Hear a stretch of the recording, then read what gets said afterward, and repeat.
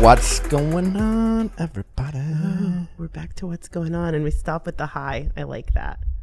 The high makes me nervous. What? Hi? Yeah. Because I'm so used to you being like, what's going on, everybody? That when you just go high, I'm like, oh no, what's going to happen next? Well, I'm trying to keep you all on your toes. I hope you guys are having a great day. Whatever day that might be is going on in your life. Welcome to another episode of the Viall Files. I'm your host, Nick. My name is Nicholas. And I'm joined by my producer, Chrissy. How's it going, Chrissy? It's going good. How's it going with you? You know, it's fine. Life's pretty fine. Pretty fine. You know, ebbs and flows. We have a fun episode for you. I think it's probably a little different than most of our Wednesday episodes. My guest today is a dear friend, Emma, from Comments By Celebs. If you, probably many of you are familiar with that Instagram account, which is really now a brand. It's hysterical. It's funny. If you don't follow it, you should check it out. But we developed this very unique friendship over the form of voice notes. And I thought it would be fun to talk about it because I think people are looking for new ways to connect to different people. And while Emma is very much a platonic friend and we have developed this unique friendship, there's value in that. And I think sometimes we have to, as we talk about on the Viall Files, whether it's Ask Nick or on some of our episodes, be open to exploring new ways to connect with people. Yeah.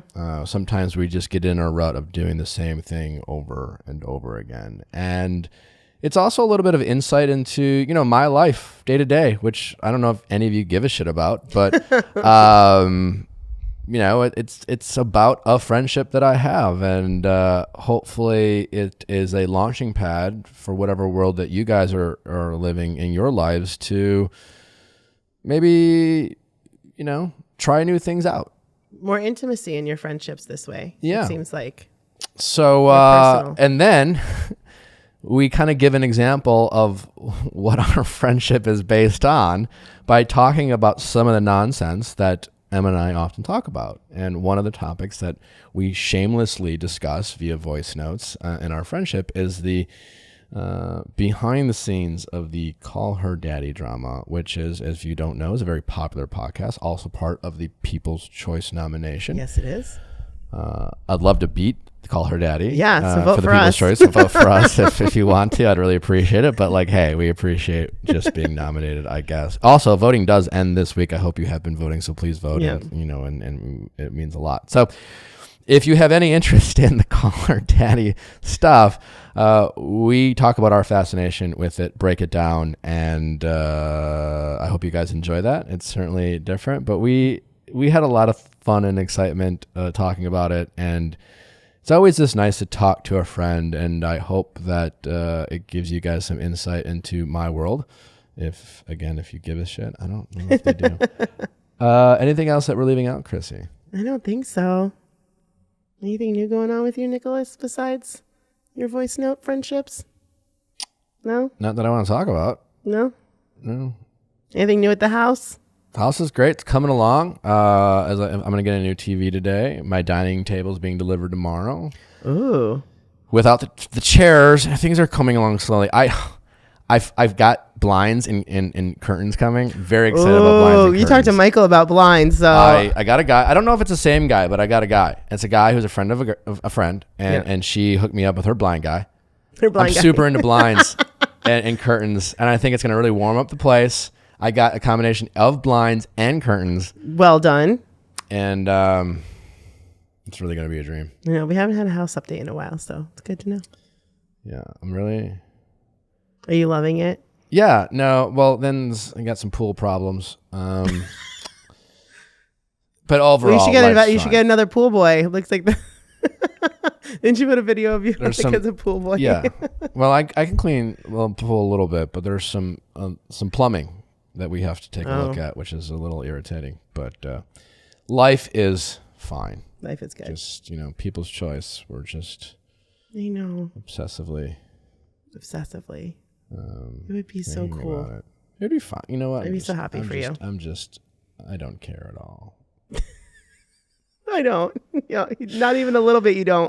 Don't forget to subscribe, people. We don't remind you guys, and of all the things I remind you, we don't ask you to subscribe, and I hope that you do. And I hope that you check out our Ask Nicks on Monday, our Bachelor recaps. I hope you've been enjoying tuning in. I know there's a ton of podcast options out there. We appreciate you giving us a listen. Yeah. Emma, thanks so much for coming on. No, thank you for having me. I kind of feel like this is a long time coming. It totally has. To put it in some context for our audience, as I mentioned in our intro, Emma is one of the two people behind the very popular, is it just limited to Instagram account or just the brand Comments by Celebs? Yeah, we're trying to do a media company, so I say brand. Yeah. And it's something that I followed as a fan before I got to meet Emma and Julie, and I went on their podcast. I think that's how I went on your podcast. And honestly, I think it was something, I don't know if I reached out directly. I was like, hey, I'll be in New York. I know you guys have a podcast. I want to meet you guys. Or when was the first time we communicated? Yeah, that's what it was. You just DM'd me. You were like, hey, kind of a long shot, but I'm going to be in New York. And we were like, oh, we'd love to have you. And that was a long time ago, though. It was probably almost a year. It was right when I started Viall. So yeah, it was the beginning of 2019.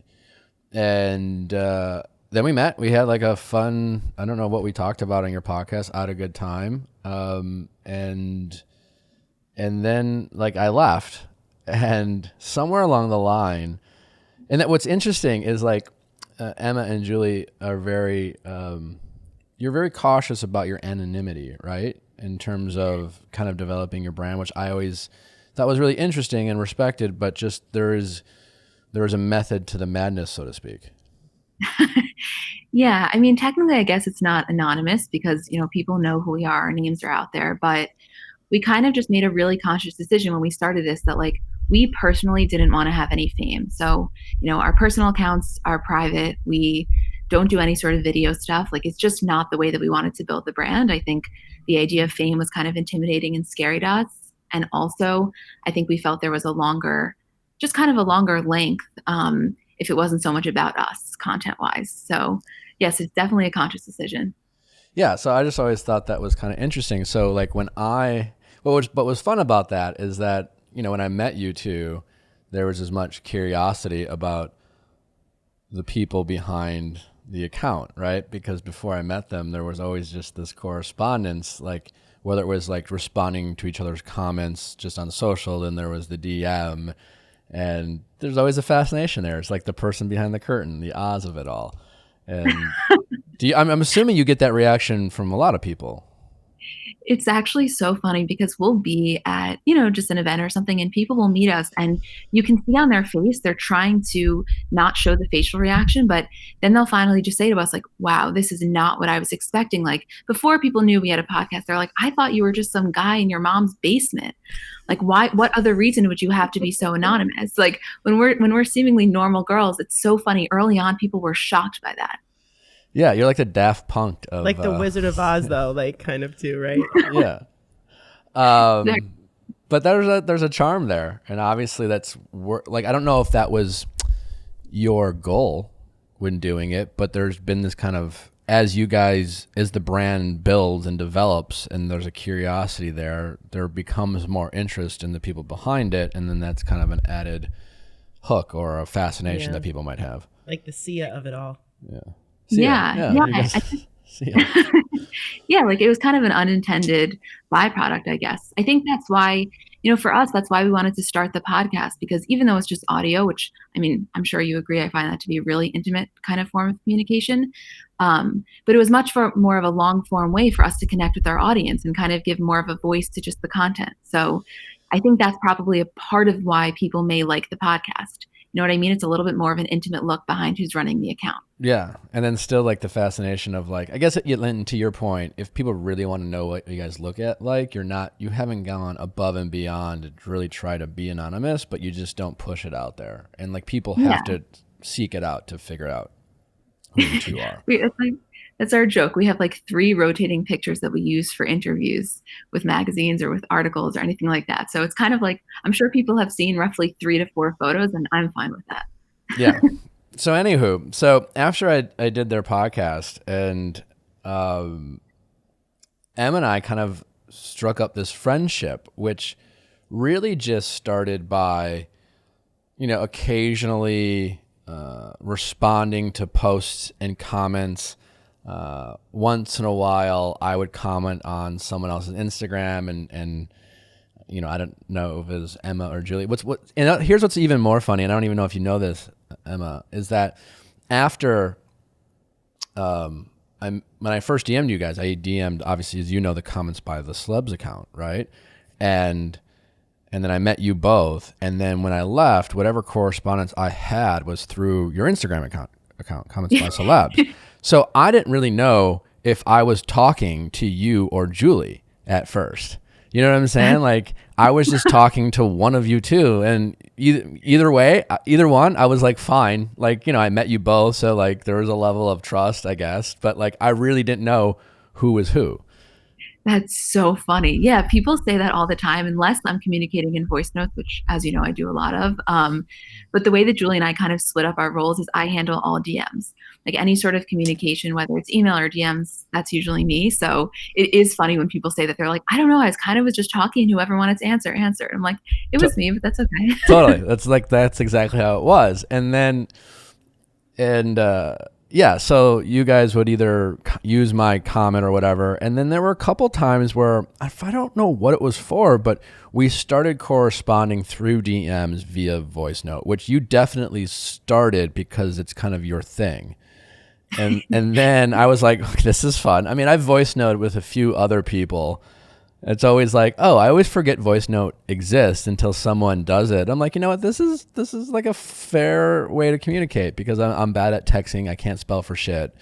And like, why do I give people the opportunity to critique my texting ability when I can just like voice note it? But I'm always only doing it if someone else does. Exactly. It's so one of those things where sometimes it kind of takes a little to be the first one to do it. And then once you do, you're like, why am I not always doing that? I honestly, to anybody listening, if you're annoyed with texting, just try a voice note and you will see the person in response will really like it. It is such an efficient and intimate and like easy way to communicate. Yeah, it's great because you can just, the inflection that you have, the excitement or the disinterest or whatever feeling you are feeling is definitely resonated through, like, obviously the voice note, right? And it's a totally different type of conversation than like jumping on the phone, because it's just like a statement or a fact or an opinion that someone can respond to immediately or in 5 minutes, or like they can think about what you just said and like, let me give it some thought and marinate on that and then respond. It totally changes the dynamic of the conversation, which is all kind of fascinating. Oh, completely. I actually think, now that I'm thinking about it, because as you were talking, I was trying to remember how we actually started like becoming friends. And I think what it was is, I think in the beginning you started to like, and I was really flattered by this, maybe utilize me in a little as like a creative consultant in a way. Like if there was a post you weren't sure about or you wanted like a second opinion, and you kind of would ask me. And I remember being like, okay, he doesn't know me that well yet. I got to do it in a voice note, because if you hear me texting it, it's going to come across not the way that I want it. Yeah. And that's like why this all started, now that I'm thinking about it. You guys looking for something to do? Exercise that brain, have some fun while you're doing it. Best Fiends has got you covered. My airport lifeline, traveling. Best Fiends has saved me. When you fly to get sex, you pregame. Yes. By playing Best Fiends. Yes, it calms your mind, gets you ready. Cleanse that body. It cleanses the body. Best Fiends has a ton of cute and fun characters. They're constantly updating the game, so it's new characters, new puzzles, new levels. They've got like over 5,000 levels. Yeah, you can play with your friends offline. It's better than like, so at nighttime when you can't sleep, instead of like going through TikTok and Twitter and like all those little things, you can waste 20 minutes on TikTok, literally getting dumber. Yeah. Or you can exercise your brain with fun puzzles, have fun with your friends, be competitive. You can get fresh. You will feel better in those 20 minutes on your phone than you will on toxic social media. Yeah. So it's got millions of 5-star reviews. It's on the Apple App Store or Google Play. It has, again, levels, events, challenges added all the time, so you can play all the time, never get bored of it. There's always one more level. Seriously, once you download Best Fiends, boredom won't stand a chance. Download Best Fiends free today on the Apple App Store or Google Play. That's friends without the R, Best Fiends. We all have terrible habits. We know this. You know, sometimes maybe those habits were hardwired into our brain when we were kids. I mean, who knows? hello. But we have a chance to form better and new habits, and Noom is helping us do that with our diet to help us meet our goals, our weight goals, whatever they are. Yeah. It could be healthier weight, eating. could be gaining weight, could just be feeling healthy. Small steps make big progress. Shavings make a pile, people. You know this, right? I use Noom every day and do it for about 12 minutes because I'm an overachiever. You're an overachiever, not just the 10. And it helps me just maintain the consistency. I've been able to cut some sugar out of my diet, which I find to be very healthy, and it helps with inflammation. And thank you, Noom, for doing so. Based in psychology, Noom teaches you why you do things when you do it and empowers you with the tools you need to break bad habits and replace them with better ones. We all strap for time. We have very little time. Noom just asks you to commit 10 minutes a day for yourself, and imagine what you can do. It's just 10 minutes, but such exponential improvements that you can make. Everyone's different. Noom adjusts to your lifestyle. They teach you your psychology behind the decisions you make, then help you keep track of everything from workouts to steps to analyzing your diet and recommending healthy recipes. So you don't have to change it all in one day. Small steps make big progress. Sign up for your trial today at Noom, Noom.com/VIALL. What do you have to lose? Visit Noom.com/VIALL to start your trial today. That's Noom.com/VIALL. And that's when I really started to form this friendship with Emma, because you know how sometimes you ask someone's opinion and they're just like, yeah, sure. Totally. And you're like, okay, well, I was hoping for a little bit more of an in-depth critique. And if you as my listeners might know, and Chrissy knows, if you ask my opinion, yep, I'll put things down. I'll be like, all right, lay it on me. Tell me what you think. Let me think about it. All right, here are my thoughts, and I'll break it down. Right. And so Emma does that exactly like how I do that. And then we really quickly struck up a rapport, because I was like, oh, this is someone who's feedback I can really use, because she really appreciates being asked their advice and will really put in the time and effort. And to me, that's a very valuable thing. I have a handful of people in my life who do that. And so it's, it really kind of struck up this friendship specifically and only via voice note. Because both of you love to critique things. Kinda. Yeah. Yeah. Yeah. No, you're so right. That's such a good way to put it. It's like sometimes you ask someone's opinion and they'll give you back a one-liner. And I'm genuinely not capable of that. Someone asked me a question, I really want to dive deep. And I said this to you before, but we've had this conversation a lot of times. Before I really knew you, I think there was this completely untrue perception that I had of I don't know, what about him? Maybe he's a bit of a dick. I didn't know. Yep. That's kind of what I thought. And then I saw this side of you when we first started talking, and I was, like I said, kind of maybe your creative consultant in a way. And it was a much more vulnerable, incredibly self-aware side. And I was like, wait a second, this is what I had in my mind is completely untrue.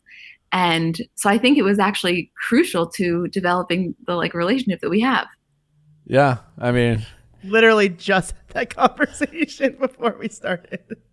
Crazy. So crazy. It's just exhausting. I exhaust myself. You exhaust yourself. Misunderstood, Nick. Anywho. So we just, and then that's kind of what made us think about doing this episode, because there's always some topic that we'll generally have around things. And we're in this time of a pandemic, 2020. And even before the pandemic, the way social media is, there's a lot of downside to technology that we talk about.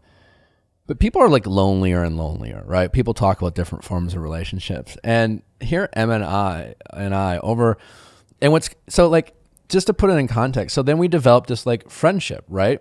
We would be sending voice notes. Again, what started with me being like, hey, what do you think about this?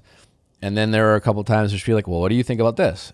And then it just kind of turned into like things going on in the world, pop culture shit, like dumb shit, like things that were just like, hey, are you like paying attention to this in the news? And then one of us would be like, oh my God, yes. And then we would spend, 30 minutes or an hour, but like breaks, right? And then we would just be like, on a voice note, I'm not 100% sure if I was walking down the streets of Manhattan where Emma lives and you bumped into me and were like, what's up? I would like immediately know who you were because like I had met them once. They're not like out there. We didn't follow each other on like maybe from her voice, I would think. I would definitely. It would. What I'm saying, it'd be like that 6 seconds where she'd be like, "Hey, what's up?" And I'd look at her with this glazed look, be like, "What the? Do I know you?" And then be like, "Oh my God," But it would. That's what would happen, and then because like I was getting to know this person and getting closer with them, and it was kind of this fascinating social experience for myself. And then like we follow each other on Instagram and. Again, it was always this like unique friendship, right? Like, and I want to stress too, because like there's so many different types of friendships and relationships that people have, right? And I think now in a time where people are getting lonelier, we have a way of kind of judging what types of relationships are or things like, and we don't always embrace the type of friendships that come our way. And for me, this was like an intermittent friendship that would, and sometimes we wouldn't have any communication for like 2 weeks. And then there would be one of us would be like, hey, are you following this shit? Like, and then we would like kind of catch up. Emma has her life. I have my life. We're not like ride or dies, like she has her romantic relationships and, I do my thing. And you know what I'm saying? Like, kind of. Totally. So like it's kind of this unique friendship but it's also something I've really grown to value. And I think there's a takeaway there for people who are trying to look for different ways to connect with people. Yeah. Well, I so agree with everything you said. And I also think like during this time, we kind of, I think we're talking pre-pandemic, but like during this time, you really have to start to reconceptualize what you view as like your friendships, because seeing people as frequently as you wanted to just isn't going to happen.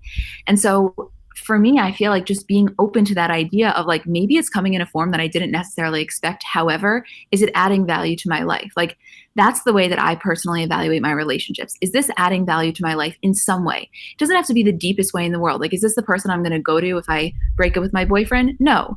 But is this someone that I really have like very intellectually stimulating, fun conversations with and like sometimes, can make my day? Yeah. And so to me, I think it's all about just like redefining what we view as like communication with friends, Totally. Right. And it's a kind of a non-traditional way, but you're right. In terms of, does it add value, right? Is it a way to, there have been nights where I was just like bored and I had like nothing to do. And then there was a thought of like, who I haven't talked to via voice note in a while? Like I would never call Emma ever. Like I would never call her. I would never FaceTime her. It'd just be fucking weird for me. I don't know if you would even answer, but I'd voice note you and I'd be like, I'm going to have a great night because I'm going to talk to this person about like something that I'm interested in. And we tend to have the same interest. And it tends to be a very feel-good experience in a very specific way. Again, that's like, it has a very specific niche for like, I think the both of us, that's like completely outside of our normal day-to-day life, like our romantic relationships that we have or our friendships that we have. And it's just like another vehicle of friendships, which I feel like, I don't know, in a world where like, don't dismiss that if you have a chance to have those types of friendships. Clean air, baby. Clean air. It couldn't be more important. We also want to smell good. We want to have our house smell good. And sometimes we need some things to help center ourselves. Focus on our breathing. We've talked a lot lately about focus on our breathing, and essential oils can help you do that. So whether you're rolling it on, applying it right under your nose and your temple, or diffusing it in a diffuser to have clean indoor air, have USDA organic essential oils. Natural Habits specializes in blends that can help with headaches, relaxation, Yes. focus, support your immune system. 30% off. Code Chrissy, KRISSY. Yay, it's my favorite code. 30% off. Free shipping. NH Oils, plural. NHOILS.com. NH Oils. Put in code Chrissy. I made a new mixture with the oils. What I take the center now and I put it into, or the rise, and I put it into like a little water bottle for traveling. Okay. And so when I travel, I can spray it Great. around me. Yeah. Nice little air mist. Yeah. It's good for car. It's good for the car too. So I have it in my purse. I could go get it out for you. Be healthier, be organic, USDA or essential oils, Natural Habits. You're welcome. Now, there is a caveat to this type of relationship that we're suggesting you might be open to. Have met this person in real life. Because this is really potential of a catfish opportunity, which is so bizarre. I will say, that's the scary thing about catfishing is again, here's this person and that I've struck a friendship with over not being sure entirely who was who at first, but going along with it. But I had met them and et cetera, as we just all explained. But I had met Emma, I knew she was a person. I knew she ran an account, and just be careful when you meet someone on a dating app or online, they slide in your DM, make sure you FaceTime them at least once, or their camera's not broken, because that I don't want to be advocating for catfishing happening. No, that's I feel like the way we're talking, Neve Schulman is listening in. He's going to do a PSA on this episode of do not listen to a fucking word they said. Yeah, so totally. Yes, that's a very important clarification. Definitely know who the person is. But I'm telling you, I say this to people all the time, and I tell you, we have gotten hundreds of DMs, because I say it so much on the podcast, of people being thank you for telling me about voice noting, or for making me use it, because now I've developed such close relationships. I know it sounds minor, but I'm telling you guys, try it. And also, by the way, Nick, and this does not apply to us because our friendship is very platonic, but sexually, I have had some of the most explosive communications sexually with people, because what you can say in a voice note, you can't say in a sext. And it's a whole other world. Yeah, I totally agree. I was literally just about to say this.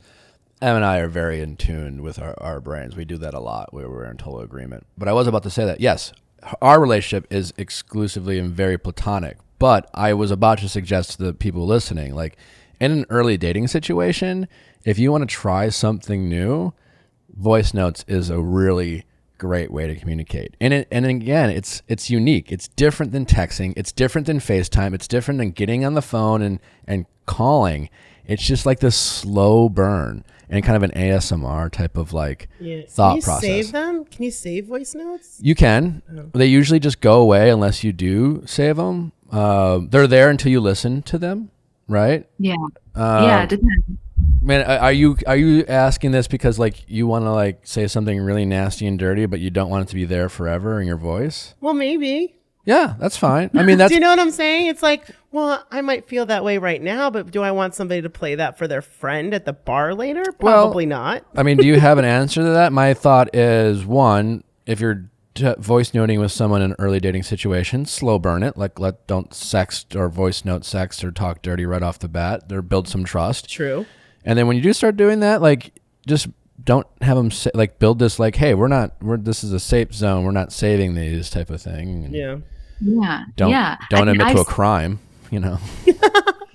No, it's a great question. And people, this is a really important thing to know. In your settings, you can put on whether, if you have an iPhone, if you want to always keep them. So if you notice, anytime you send me something, it says kept. And for me, that doesn't happen with you. And I say to you sometimes, if you say something I just want you to know I'm deleting this, so don't worry. That's just my natural setting.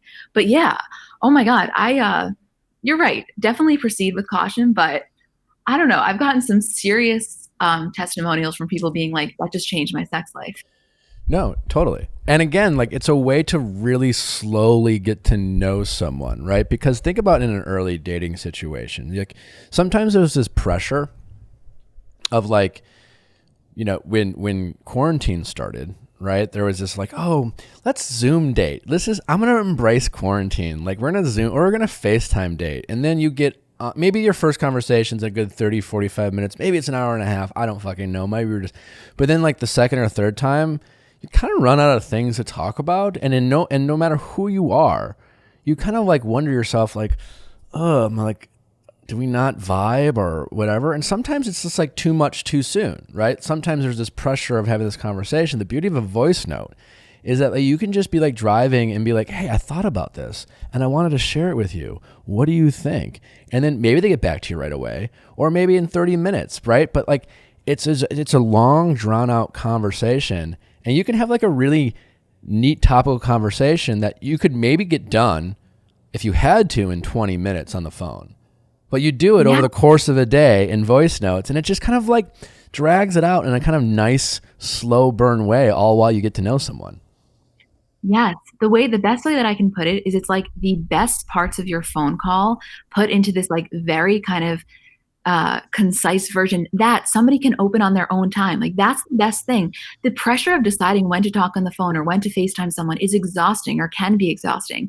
And the casual nature of this, and like it being so pointed and so on your own time. Oh my God. Like I feel like I just want so badly people listening to take this in, because it changes things. It's a game changer. No, it really is. And again, platonic or otherwise, it's just a unique way to communicate with someone that it really is something that shockingly hasn't been discovered.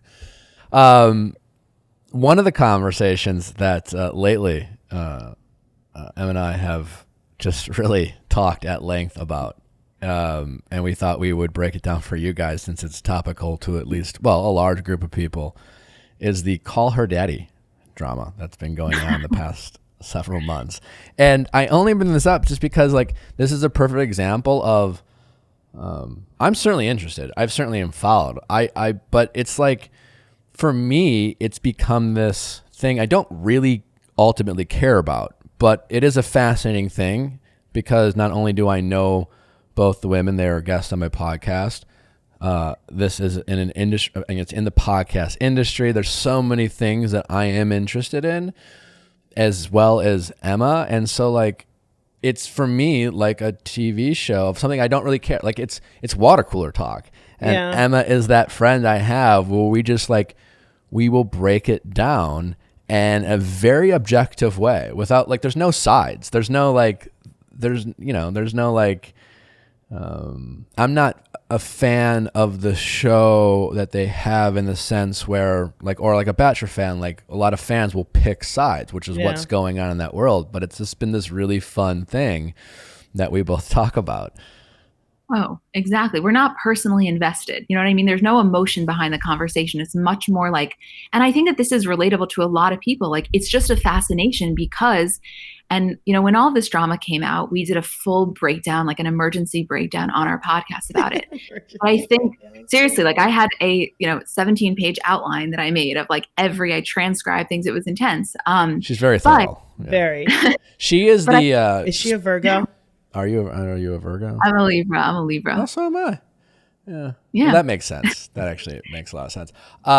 She is the play-by-play, and I'm the color commentator, because like she will definitely give me the let me break this down for you, which is kind of the role I feel like you and Julie play on your podcast. Yeah, no, definitely. And that's something, because Julie a lot of times will do, like Julie makes the actual outlines and then I'm the one that kind of breaks it down and then we get into a discussion. We're just better. We just work better like that. But something about this story that I think, let's say you don't care about either of these people. You weren't a listener of the show. At the very core of it, the thing that was so unique here that we do not see a lot, we see people fighting. Okay, we see drama. What we do not see a lot is the way that this, from a business perspective, has been broken down so transparently to us. Like you have Dave Portnoy, who is the head of a huge media company, getting on, this is back when the drama was happening in May, right? Getting on the Call Her Daddy feed, doing an entire episode, breaking down the behind the scenes of a business deal. So you have a very legitimate, very lucrative business playing out like a reality show. That is not something we see that often. And that is why I think men, women alike, non-binary people, everybody is just so interested in this. Before all this drama started, I looked at this show and I people who talked about it, even the women, I asked a lot of questions. It's because you're just trying to learn, right? And I wondered, well, how much money do they make? You know, do they own their IP? What is their contract? Are they getting paid, as we always keep hearing from the women who keep talking about this compensation, is like fair market value and things like that. And I remember thinking to myself, I bet they're not getting paid. My guess was the show got too big so fast that they're probably on the short end of the stick as far as their deal was concerned. But that's part of the success that they had overnight, right? Oh, totally. I mean, nobody anticipated that it was going to get this big. You know, it was kind of in retrospect, it makes a lot of sense because what they were talking about at the very, very beginning, like, and again, you don't have to be a fan of the show. There was a shock value there. It was these two attractive women talking in really vulgar detail about sex. And whether or not you liked the content or consumed it, you can at least understand why it was like addicting or entertaining or shocking. And so looking back, it actually makes so much sense why it was such a big success early on. But yeah, they had no idea. The infrastructure wasn't there for what was about to take off. It was kind of like Barstool taking a chance on this podcast, putting all of their advertising power behind it. Of course, it was Alex and Sophia that made it happen. You know, it was them that were doing the magic, but the combination of everything was not, I don't think, what anyone, Barstool, Alex, Sophia, anyone else expected. Totally. And so it was like, to that end, when Dave was talking about like the contract, you can think what you want, but when he was talking, while thinking they're probably not getting paid what they deserves a tricky word, because I just, in a ratio of terms of their download versus like people in the industry, what they might be making, I assume they had kind of a shitty contract. But that's not necessarily their fault, and it certainly wasn't Barstool's fault, right? It was like, hey, it blew up so fast. And, you hear what Dave would say, and you're like, well, I don't, like, why does he have to give money away he doesn't have to, type of thing. And so, it was such an interesting thing because Alex and Dave were talking a lot more than Sophia was. And to Sophia's detriment, that's where you felt like a lot of the tide was shifting in terms of like Team Alex and all this drama that was going on behind the scenes. Yes, that's exactly what was happening. Because back in May when all of the drama was really going down, I'm not going to do a whole rundown because I think if you're listening to this, you kind of have an idea, but let me just give you like 1 minute kind of to bring you up to speed. This whole thing goes down in fucking flames, okay? Dave Portnoy, the president of Barstool, gets on the Call Her Daddy feed before anyone else speaks and breaks down exactly what happens, okay? He was really in a bad place with Alex and Sophia. However, he had worked out this deal with Alex. Okay, that happens. We then see Alex release a full YouTube video outlining play for play exactly what happened, and her story and Dave's story were exactly the same. She does, she's been in media for a while, so she does this YouTube video well. She says, guys, from now on, I'm solo hosting the show. The only communication that we got from Sophia in this time was one Instagram story where you could tell she was terrified, understandably so. This girl's going through the emotional distress of basically the entire internet coming at her.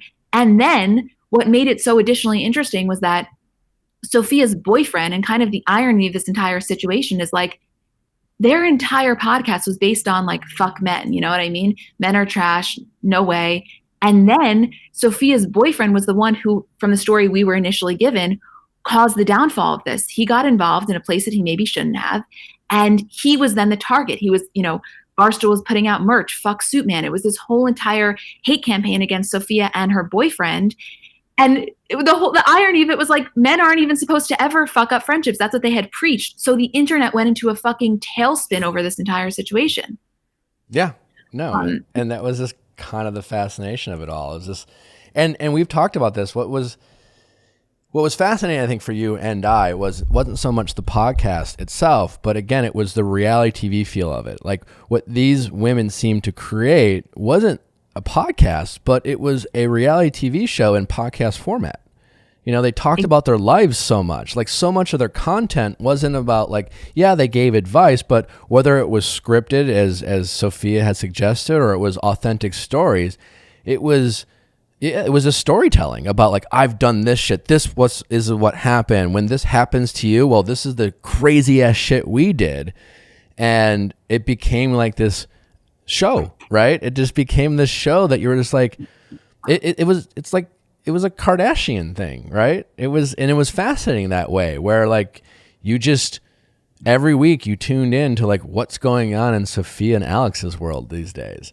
And that was what's, to me, that was like their secret sauce. Oh, totally. Because that's what really elevated it.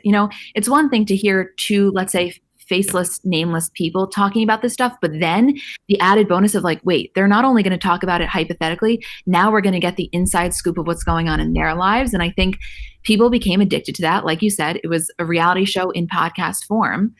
And there was that whole fascination. So then when their friendship kind of collapsed, people felt really territorial, which side or the other. And then like this happening is what made us, I think, do this segment of the episode, because on October 9th, after Alex's first solo episode, just for context, aired on May 26th, okay?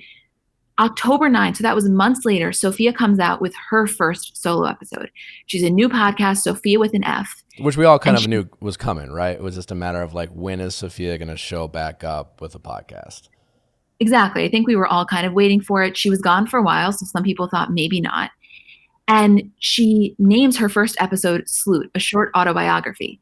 Keep in mind, the description of her episode was basic, greedy, lazy, submissive, weak-minded, and that's just a little bit about me.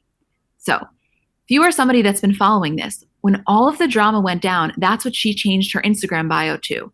So when people saw that description on her episode, they were like, oh shit, what is she about to say? And I think, we'll get into her episode in a second, but I think her coming back was what you and we just went into like, we have to talk about this. Yeah, because it was like, from a strategy standpoint, it was like we were really curious of what did Sophia come up with in these past few months, and what is she going to say? I wasn't so much interested in what she was going to say, because like I wasn't invested as some of their fans were in terms of the drama, but I was invested in the business aspect of it, or just the podcast aspect of like what decisions how are they going to both respond to this drama that they willingly or unwillingly found themselves in? Are they going to use this to like, market their own show? Or are they going to try to get away from it? Like that was all the fascination I feel like both of us had, but certainly that I had. Oh, totally. I probably was a little additionally interested because I had listened to the show, I think, more than you had, but yeah, completely. We're also podcasters. Like we said, neither of our podcasts, thank God, we're so grateful they do well, but they're not Call Her Daddy level at all. So it was kind of like, you're interested on all angles, on the podcast angle, friendship wise, etc. for me. So she drops this episode, and you guys have to understand, like, before it even went live, when it was just her kind of teaser, she already had 21,000 reviews, 21,000 ratings. For a 60-second episode, basically, a trailer. Like I still don't have 20,000 reviews. Right. Like that's unbelievable. That's why my point is like, you don't have to like them. You can absolutely hate the content. You have to at least appreciate the enthusiasm of their followers. Yes. Okay. She drops this episode, and basically she says, guys, I'm back. I'm back in my hometown of Salt Lake City, Utah. I'm recording this out of my mom's closet, which is relatable to me because that's normally where I record my podcast from. Closet, not Salt Lake City. No, my mom's closet, yes. Yeah. And she, gives a little bit of an update. She speaks about the toll that the entire situation took on her. And she then, and I think what everybody was the most curious about how she was going to handle it, did an entire section dedicated to Alex. And in it, she spoke directly to Alex. She read some of their text messages exchanges, some that she texted Alex didn't respond to. She said, how did you let an entire media conglomerate form this attack against me? She said, basically that Alex would, these are her words, that Alex would topple over anybody just to get her way. She then brings up MILF Hunter, who was a male perspective they had brought into the show early on. And in this first episode, Sophia claims that, Alex had a huge falling out with him. We learned to find out that he actually worked at Barstool and has since had a falling out with Barstool as well. So now you have Sophia and this male perspective that was kind of a behind the scenes on the show on one side, Alex and Barstool on the other. And Sophia continues to go about saying, my boyfriend had nothing to do with that. How the fact that people thought that I would let him make decisions for me is total bullshit. She says she's never going to speak of Alex or Barstool's name again. And she then kind of you may criticize the decision, but you can at least appreciate the honesty of when she says, to be honest with you guys, I have no idea what the show is going to be. And she kind of just rambles. And I don't mean that negatively. I'm saying like, she really didn't know. And I think that, at the very least, you can respect her honesty and her transparency in the rest of her episode. Yeah, it was all kind of interesting for me when and Emma was like, she knew I was like, I might not listen to the whole thing, but she insisted that I do so we could talk about it. So I did. And I will say, like, I didn't know what to expect, but I was captivated by, obviously, the segment of Sophia talking about Alex, and almost, and more so because, again, for a period of time, it was only Alex and Dave talking about Sophia, and we didn't see anything from Sophia other than this Instagram story, which she, quite frankly, didn't say anything, right? And Exactly. and it didn't help out Sophia, right? So here you have Alex and Dave being very articulate and very specific about the story. Their stories line up. And then Sophia comes out and doesn't really say anything, which it came across, quite frankly, as she has nothing to say because, Dave and Alex are right. But yet then she comes back and has a very, very specific and thought out approach. And she said some very, very direct things about Alex, which, it was more like, and then I thought to myself, well, this whole time, I guess I don't want to say team Alex, but I appreciated Alex's point of view only because I was only hearing Alex's point of view. And then all of a sudden, Sophia had a new point of view. And I thought to myself, I wonder how many of the Call Her Daddy fans did Sophia, give a moment of pause to, right? When they finally heard Sophia, how many Call Her Daddy fans were like, oh, well, maybe, I don't know, because when it was going on, they were probably, 50-50 in terms of like the fans loved them both equally is my guess. I don't know. And that was kind of fascinating. Like, how did people react to them? Her. No, totally. And okay, so the thing here that's so interesting to me, and like, I find that just to be like a better podcaster, I try to look on Reddit and on Twitter just to see what everyone's saying. And like, a kind of consensus that a lot of people think is like the way that Alex laid it out, she was attacking Sophia's business strategy. She was attacking the fact that she allowed her boyfriend supposedly to get in the way, and she was attacking the way that it went down from a business angle. Sophia on her podcast was directly attacking Alex's character. Yeah. And so while, on Sophia's podcast, she says, you allowed a character assassination against me. That's true. There was a whole hate campaign against Sophia. However, it was much more targeted at like the stupidity in her apparent decision-making when it comes to business versus Sophia got on and said, Alex is not a good person. She ruins any relationship. She'll step over anyone to get to the top. And I think what I was seeing on Twitter, because I'm kind of like just an innocent bystander watching this all go down, there were definitely some people that had a little bit of a shift. Some not. Some are going to be diehard Alex stans, but I think some people were like, wait a second, you're right. Yeah, it was clear that, you even look at some of the reviews, it was like a lot of 5-star reviews and a lot of 1-star reviews. And the 1-star reviews, that, like you talked about, the people who gave 1-star reviews before they heard the episode were people who were like, I'm going to do this for Alex. Like, it was an unobjective, like, look at all the wars between the Selena Gomez fans, the Taylor Swift fans, like it's just they're just supporting their girl, whoever their person is. And so, and again, you can say what you want, but there is the enthusiasm that's the currency, the excitement. All you want people to give a shit. Like, I want people to care about my show. You don't even have to agree with me. I just want them to care. And what these two women have for these respective shows is people who just give so much shit about it. And that's fascinating. And here we are, Em and I are, on our voice notes, just be like, I don't totally get it, but I'm impressed. It's just wild, Exactly. Oh my God. For those of you that are on TikTok, I don't know if your feeds look like what mine was. I was trying to tell Nick, and I'm not on TikTok as much, but yeah, you weren't but for me, it's like, you're on this massive platform and every single video after video is just people discussing it and taking sides and kind of that general thing of like, I don't even know where I land, but I care. And,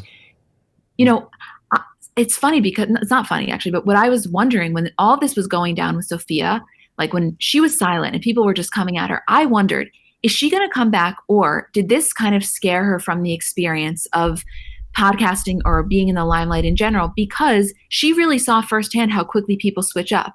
You know what I mean? They were diehard fans of the show. And then all of a sudden this happens. And so quickly they are diehard Alex stans and hating her. And like, to me, you know, I was just terrified for her mental health. Like whether or not I think what she did was right business wise, like that's a terrifying spot to be in. And so I didn't know if that was going to scare her off from even coming back. And like, I don't know if you felt this way, but in her episode, I think you could tell in her voice, she's not 100% comfortable with that hate. Understandably so, who would be? But like, I think she's still taking time to get used to it.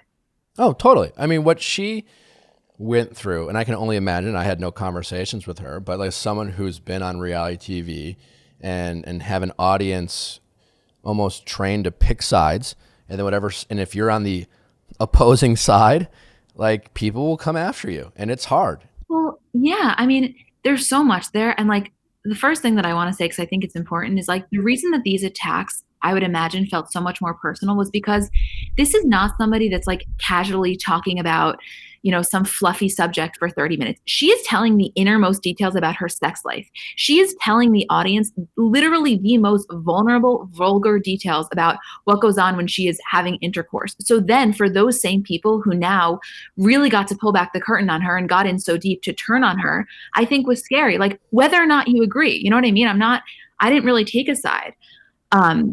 And then just the other thing that I want to say, because I want to talk a little bit more about this most recent episode and kind of just like the strategy behind it. But I think this is an important general note of like, I talk about this with my therapist a lot. We as humans are not built to withstand that type of attack. Like, yes, we can handle it. You know, most people, not everyone, of course, but if you are, you know, mental health is in a good place and you have people that you can talk to, you may be okay. However, we're not meant to withstand that. We as human beings, the number one thing we want to feel is safe. We want to feel safe and we want to feel comfortable. So when your safety is ripped from you, one, that's really scary. And second of all, the biggest misconception that I really have learned to understand with like, and again, not me because I'm not famous, I try everything to not be, but like just with generally getting criticism or getting trolls, I think people always say, toughen up, whatever, fuck the haters, don't focus. And that's the goal. People are striving for that. That's not true, because the same part of you that gets offended by hurtful things is the same part of you that has that capacity to love. Like your empathy comes from the same place that your sensitivity comes from. So the goal isn't to become this hardened person that isn't affected by people's words. It's to understand like, okay, that was hurtful. However, it doesn't define me. But I just think that the way that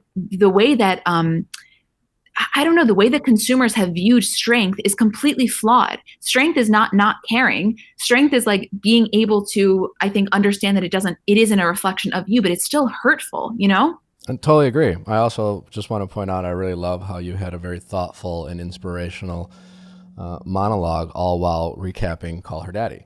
The irony there, I think, is quite poetic. But I totally agree. I think that's the human side of all this drama.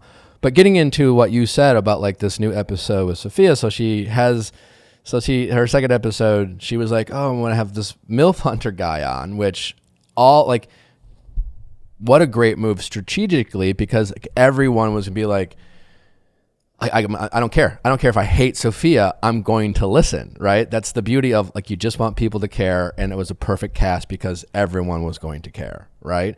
And so then it was like, what are they going to talk about? And people had three specific reactions about the potential of him being on there. Is that correct?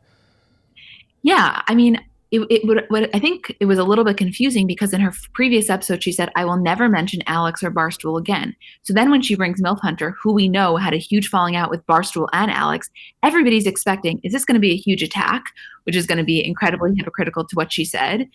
Are they going to completely steer away from it? Is he going to be the co-host? You know, there was a lot of kind of, I think, curiosity. And then when he comes on, really for the most part, it wasn't about that. They gave us maybe a minute or two? Yeah, no. I mean, it was a very specific, with listening to the episode, it seemed like it was smart. You know, I've done stuff like that. I'm going to have this person on because I know it's going to create a buzz. But we're going to talk about something maybe they're not what they're expecting. But I'm going to get them in and hope that what we talk about is great. It's captivating, not what they expected, but it brings them in, and then we get them to stay by talking what we want to talk about. And that's clearly what they had planned, trying to stick to their word about like not bashing Alex and Barstool anymore, and then just getting into what it seems like both of them plan on talking about in future episodes. I guess my biggest question, having heard this whole drama and the questions I had about the Call Her Daddy show in general is, again, having this idea that what it really is a reality TV show and podcast format. And you know, my audience can relate because I always get asked that question, is The Bachelor real? How much is real? Is it staged? Is it scripted? Blah, blah, blah, blah, blah.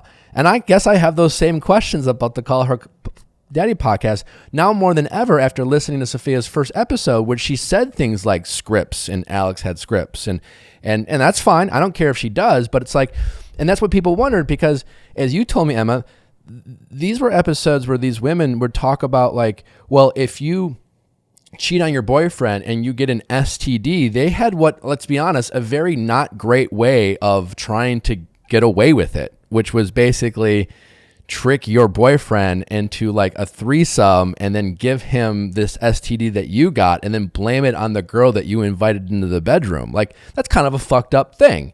Not even kind of. It's totally fucked up. Like, I don't think we're going to be like upsetting any Call Her Daddy fans, but there is shock value there. And my question is that real, or did they just come up with this crazy ass story and pretend that they did this, right? Adding to this kind of craziness that is their life. And Sophia suggested that some of it was scripted, and Sophia, like, it seems like Sophia's goal of her new show is to, you know what? I used to do this, but now I want to focus on women empowerment. I want to like use this platform to try to better myself and better my audience, which, hey, I think is great.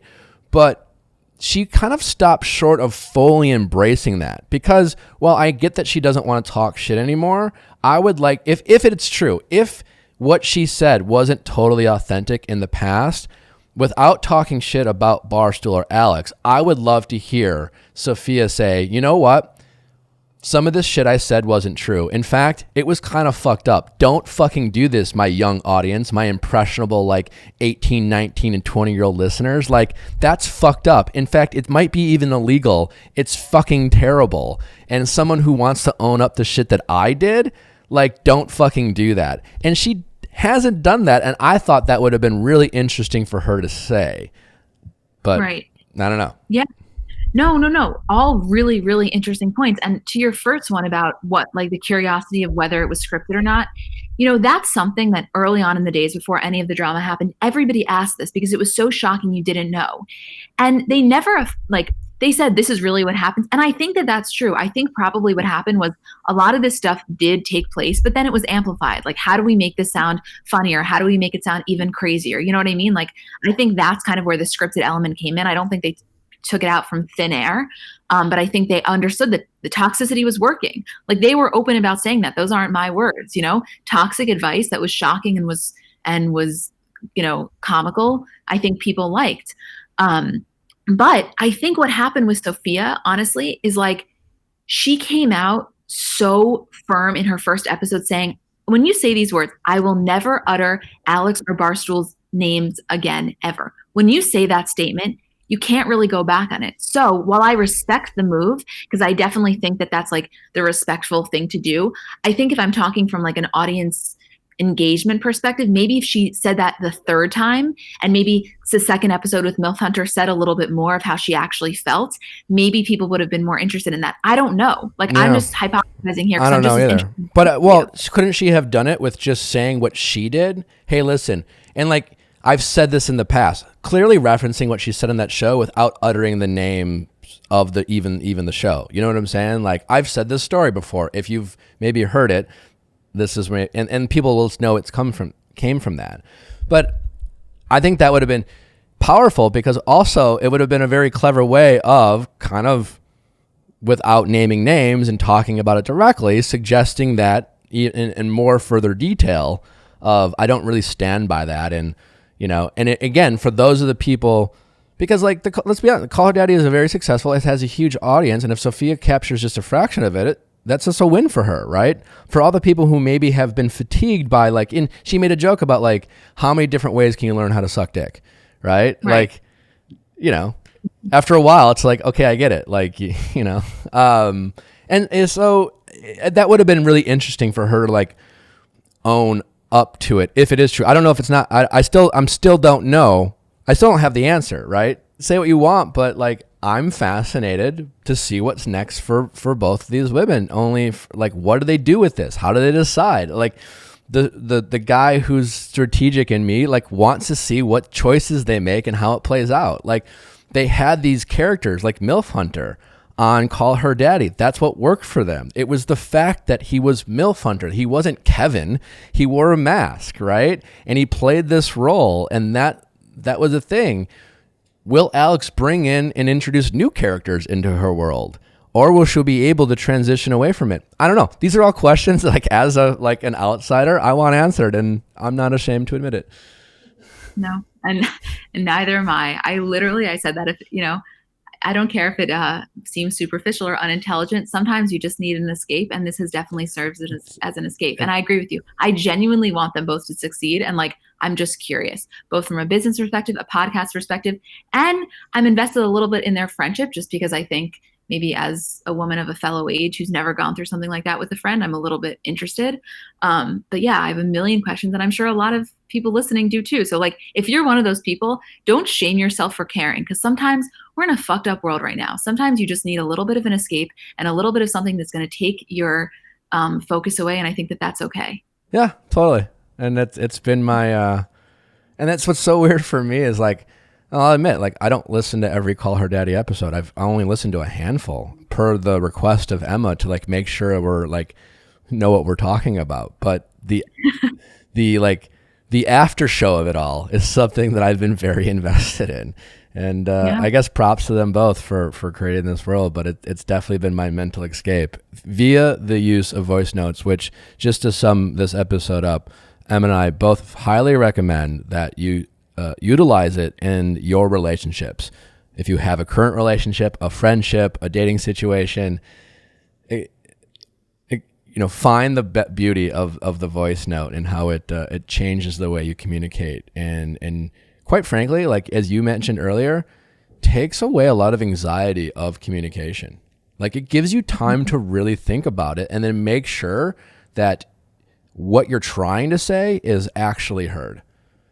Exactly. Beautifully said.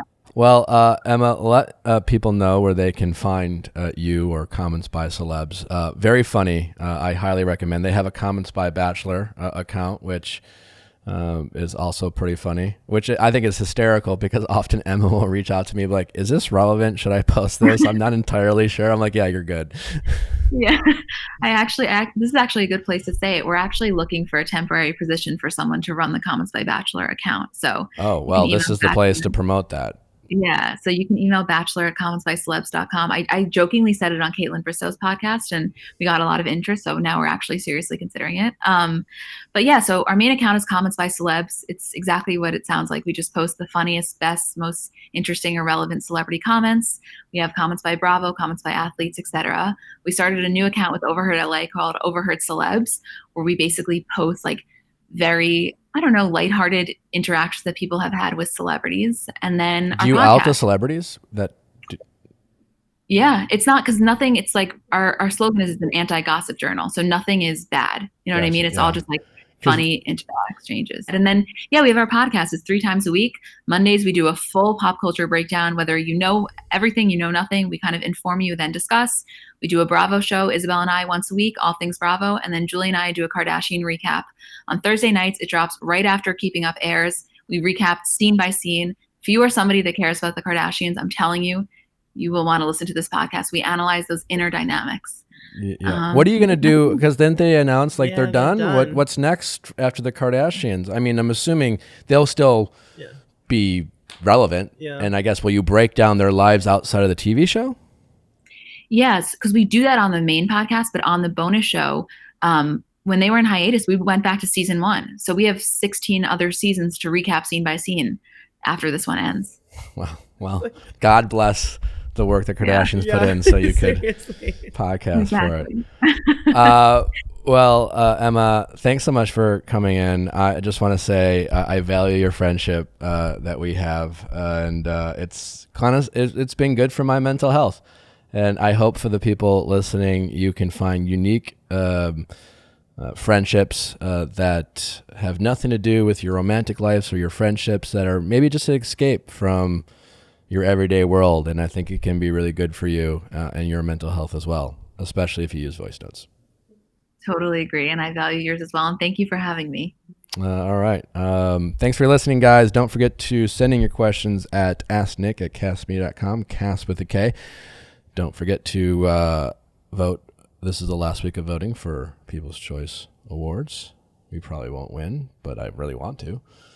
But we might. Be optimistic. You never know. It's all on you, people listening. That's all I got to say. I won't. It's fine. It's totally fine. Until next time, thanks for listening. We will see you on Monday.